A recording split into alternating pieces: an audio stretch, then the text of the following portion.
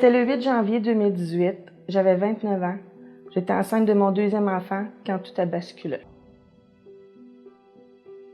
J'étais chez moi à Gaspé, j'étais essoufflée constamment, j'avais l'impression de respirer comme dans une paille.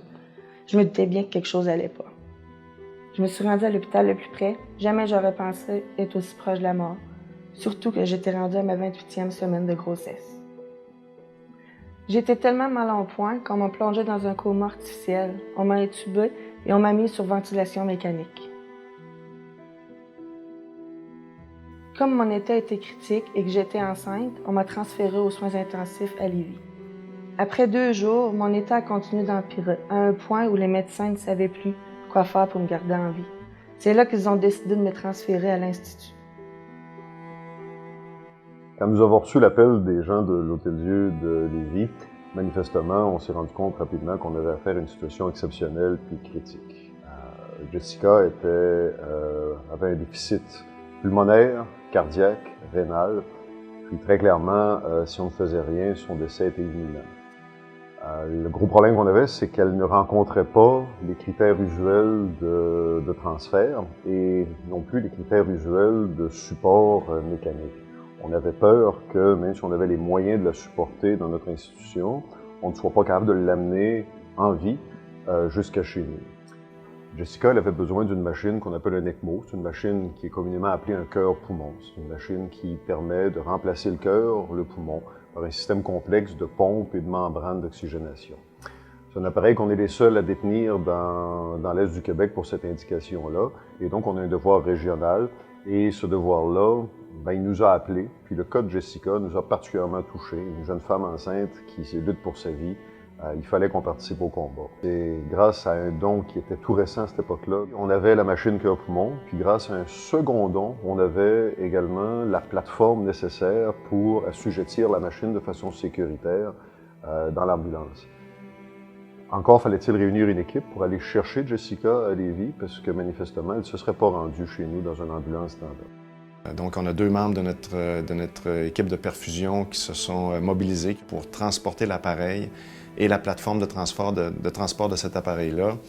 Une infirmière du bloc opératoire et un cardiologue intensiviste qui se sont tous déplacés et on s'est rendu au chevet de Jessica dans sa chambre des soins intensifs à l'Hôtel-Dieu de Lévis, où on a été capable, avec notre équipe de fortune, d'installer l'appareil qui nous a permis ensuite de la ramener ici à l'USCPQ pour qu'elle puisse recevoir les soins spécialisés dont elle avait besoin.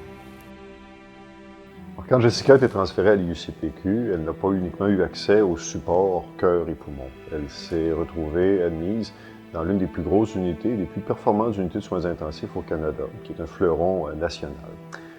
On a pris soin d'elle, on a supporté son cœur, son poumon grâce à la machine cœur-poumon. On a installé un cathéter de dialyse qui, curieusement, porte le nom de Jessica. Le cathéter de dialyse, c'est un Quinton.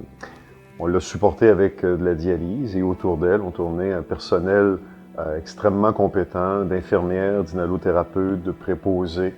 Sous ses soins ultra spécialisés, Jessica s'est améliorée quand même assez rapidement. Elle est toute jeune, donc elle a beaucoup de potentiel de récupération. Nous n'étions pas au bout de nos surprises.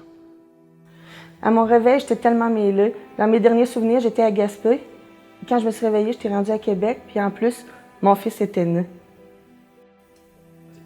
Les médecins m'ont expliqué que ça arrivait souvent aux personnes comme moi qui font face à un challenge vital. Le corps expulse carrément l'enfant. Plus qu'ils me racontaient ce qui se passait, plus que je capotais. J'avais de la difficulté à assimiler tout ça. Dur à croire, j'ai accouché inconsciente. Et encore aujourd'hui, 1 an plus tard, j'ai énormément de difficultés à réaliser tout ce qui s'est passé. J'aurais pu mourir. Sans le personnel de l'Institut, je serais sûrement morte, mon fils aussi. Ça me touche vraiment parce que je suis chanceuse d'avoir pu compter sur des gens aussi dévoués, compétents et généreux. Avec tous les efforts qu'ils ont mis, ils n'ont pas sauvé 1, mais 2 vies. Jessica est avec nous aujourd'hui parce qu'elle a eu beaucoup de courage, parce qu'elle a lutté pour sa vie. Puis dans ce combat-là, elle a rencontré des gens passionnés dont la mission est de sauver des vies et de leur permettre de s'épanouir après nous autres. Cette équipe-là, oui, il y a des médecins, il y a des infirmières, il y a des préposés aux bénéficiaires, il y a vous, donateurs de la Fondation, vos dons, notre expertise, on fait des merveilles.